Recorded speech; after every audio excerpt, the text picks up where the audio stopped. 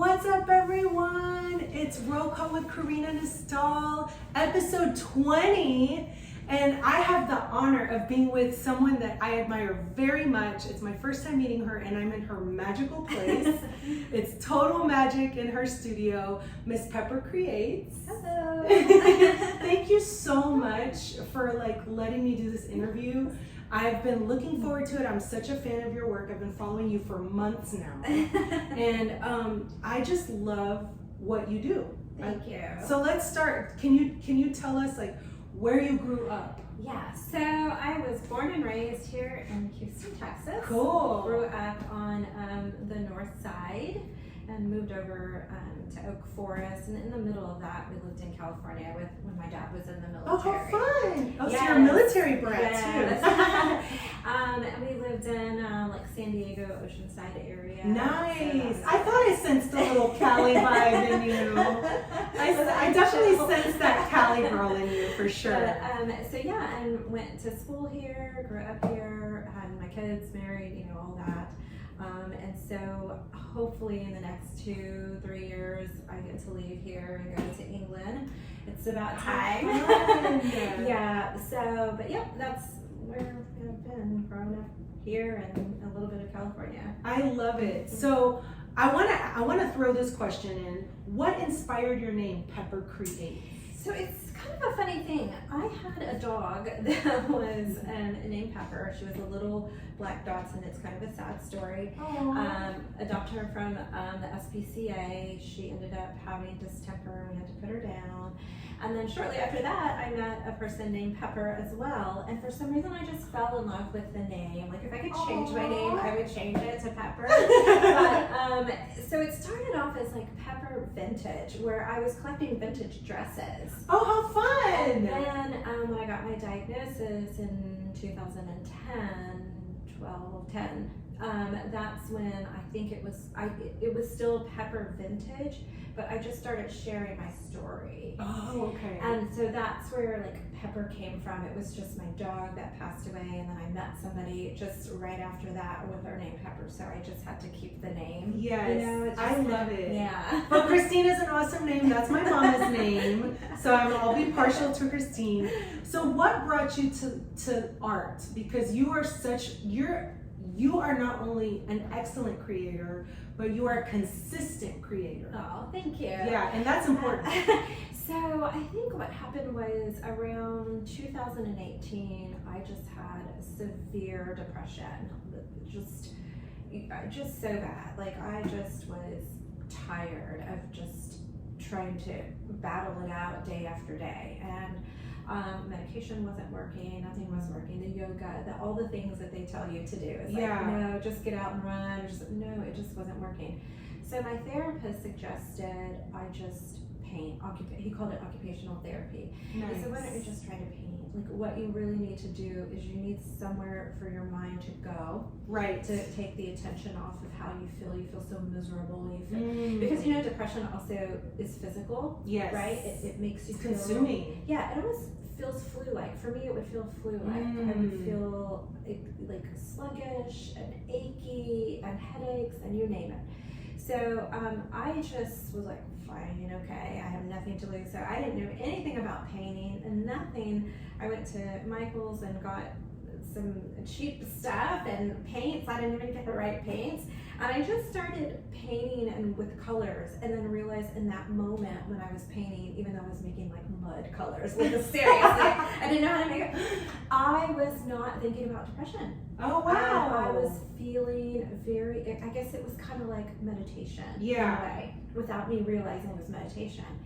So once I started painting, then I don't know. I still to this day I'll say I don't know how to draw, but I didn't know how to draw. I didn't know how to. So then I just little by little I just started thinking, what if I could paint my own beauty, my own garden? And so I started painting flowers, and I just kept. Then I started to experiment with colors, and as the years went on, I just experimented with all kinds of things.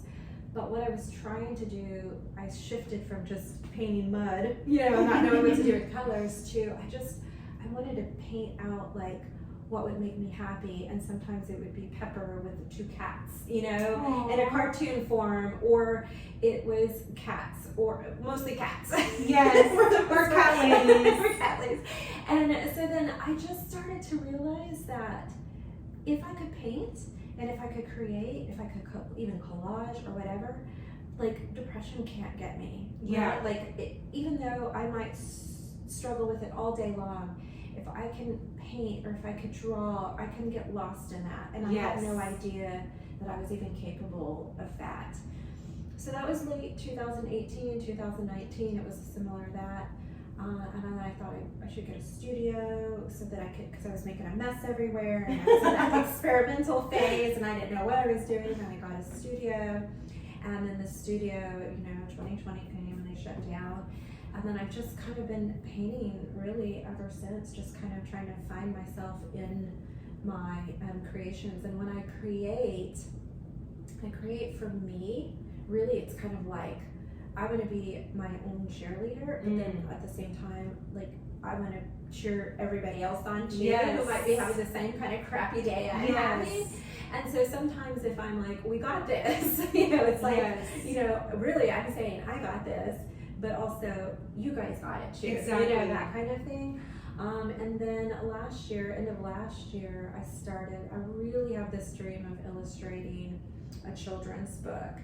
Oh, because God, I always have these stories in my head that I could just like make up. Yes, and, a cat story. A cat story or whatever.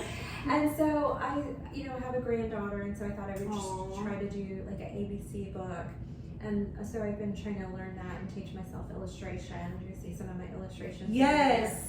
And this little thing too is Olive, and Mrs. Otis, and that's a story that's I love Olive. That's coming through, but yes, that's sort of like where I'm at is just creating joy and things that make me feel better, and in hopes that it makes other people feel better. Yes. And when I was depressed, one of the things that I would go to, and I always do, but this time around the pink is really bright. I always go to like bright colors or pastel colors, something that just felt gentle or soft. Yes. And I wanted to just like sometimes feel calm, like when I use pastels with my illustrations with like some of my animals that I make. I want to bring a calmness to it, or an innocence where we've just kind of forgotten that part of us, or inner child or whatever.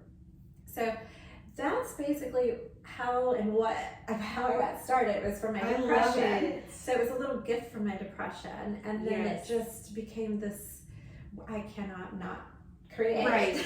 The faucet is on. Yes. If I don't create, then I'm like grumpy and grouchy, and I'm like, I need to create, or I'm going to be in a bad mood or something like that. So it kind of, opened up this whole kind of this new world for me, where I was like, oh. And then sometimes you have this blank canvas, and you just, whatever comes to your head that you feel like seeing, you put it on there, and then I think about like, there was nothing here, and now there's something. Yes. It's like, even though sometimes in the very beginning people would say, oh, I could do that, or that's so simple, and I'm like, well, fine, you do it. Yeah, exactly. But I don't care. There was nothing on this canvas, and now there's a flower.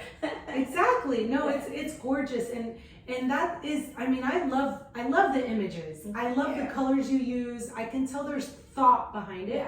But there's always a nice message accompanying it, and I love your focus on mental health, because that's exactly what you said. Like, you are our cheerleader. You might be cheering yourself up in the process, but you're our cheerleader. And just like I know that I can go to your feed, and it's gonna be like, hey guys, make sure you're having a good day. Or, just be your own best friend. Be your own best friend. Have just something nice for yourself. All of those messages are so powerful. Like I'm a big fan. I love your work. I started to tell my story when I switched over from vintage dresses to sharing my story. And it was because I couldn't find anybody like me, like at that time. Right. I apologize for the cat. The cat Oh, was meowing. the little baby cat back there. It's okay, we love cats. And I couldn't find anybody like me. And when I say like me, it was like I was still working. Yeah. I was still raising a family. Like I was still somewhat keeping it together. And when I went to the support groups, I was like, this is not me, you know, not that there was anything wrong with the people at the support group, but I just couldn't find, you know, my tribe, if you will. So I just started sharing my story. And for one, it was a very lonely experience to be diagnosed, to be in the hospital, to go through all of those things. And really at that time in 2010, like, people really didn't know what to say. Like I was admitted to a psychiatric hospital, and then I was out for disability for 6 weeks. So it was a kind of a lonely time for me, because at that time it was just my companion and me, and we were just trying to handle meds, me being on high powerful meds, and you know, being poisoned by one of them at one point. And so when I went to go find this tribe, I also just wanted other people to know that I'm out here, and if you're out here, let's come together. And we were all like sharing stories, and it just kind of built from there. And I've just been very lucky in the sense that all of my employers have known about my mental illness. I've never been ashamed of it. I've never hidden it. When I was admitted to the psychiatric hospital, I was very lucky that my employer and my coworkers were very concerned. And when I came back, they were all very kind and loving, and I just went back to work. I didn't feel the stigma that a lot of people felt. And so I guess that's why I've been able to be kind of very public. Obviously, you can find me anywhere, and you can find some interviews that I've done as well. And so I just have never been scared about or sharing. But it was amazing how many other people would message me and wouldn't even like my page, because they didn't want to see other people to see that they liked my page. And they were struggling, and these were women, a lot of them were women who were lawyers, who were in banking, who was a DJ. They have a reputation to uphold. Yes, and so it was just nice that I you know, was able to say, I'm going to put myself out there. And I'm not going to be scared, but I'm going to talk about this, and I'm going to share, you know, some of the aspects of mental health that maybe people don't understand, and why sometimes we act the way we do, or sometimes, you know, things look a little chaotic or whatever. And then also I wanted to share some of the things that I was learning in therapy as well.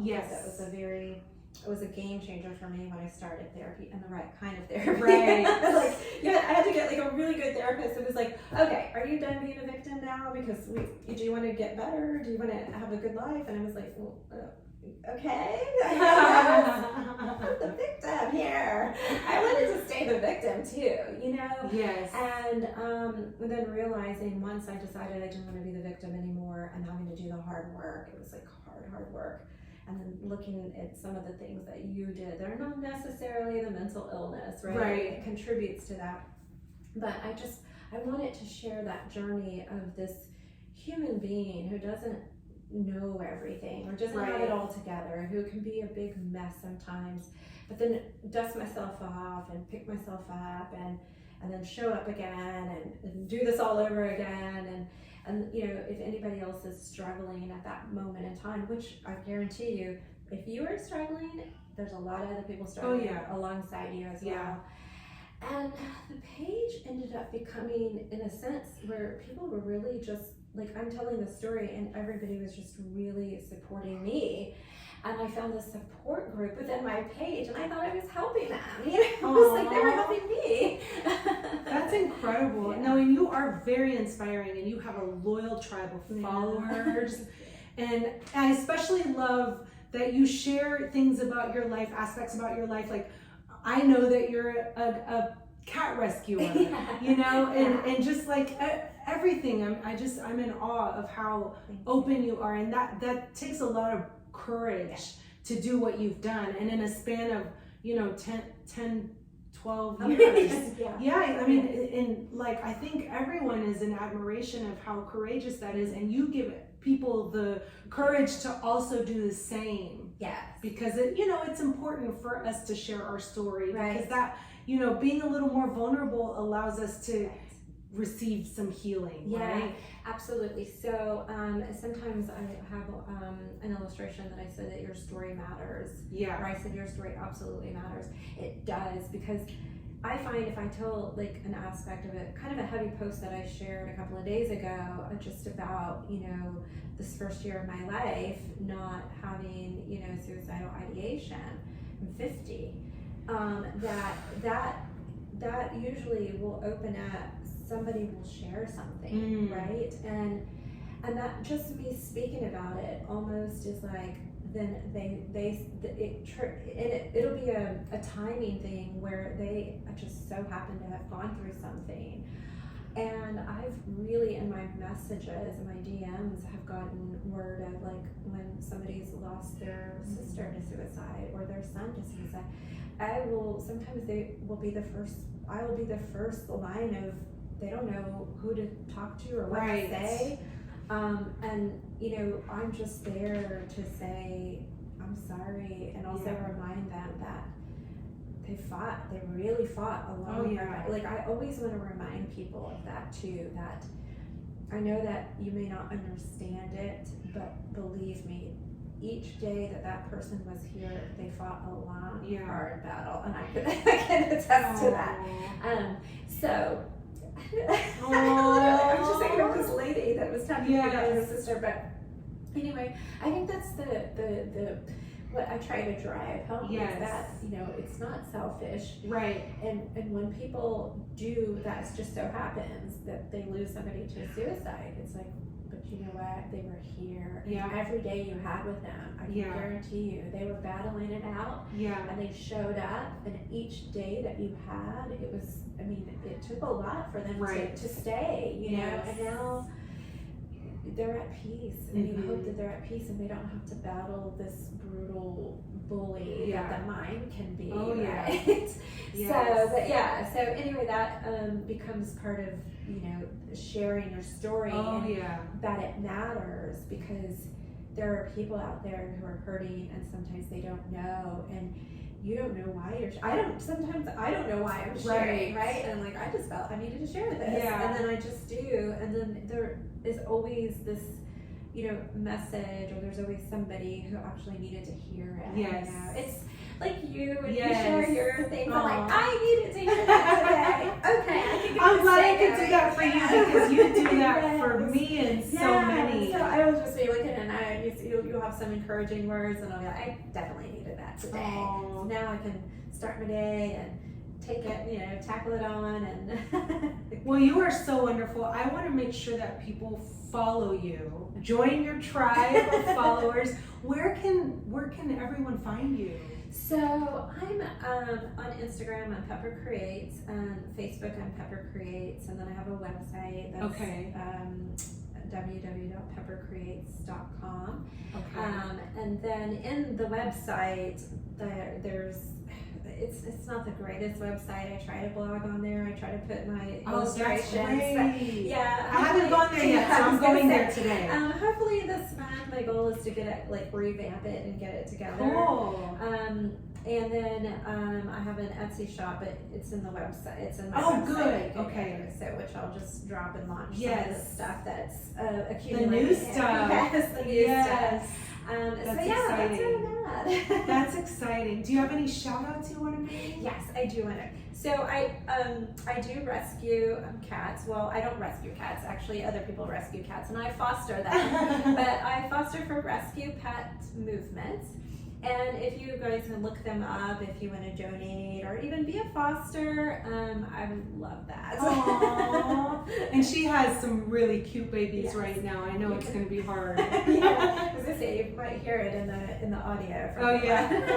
They sound like a little baby, Yeah. Well, thank you so much. You are so wonderful. Thank I've you. been looking forward to this for a long time, and follow her. She will make your day. She makes me smile, lifts my spirit, and brightens up my day every time I see her post. Thank you, Pepper. Thank you. See you next time.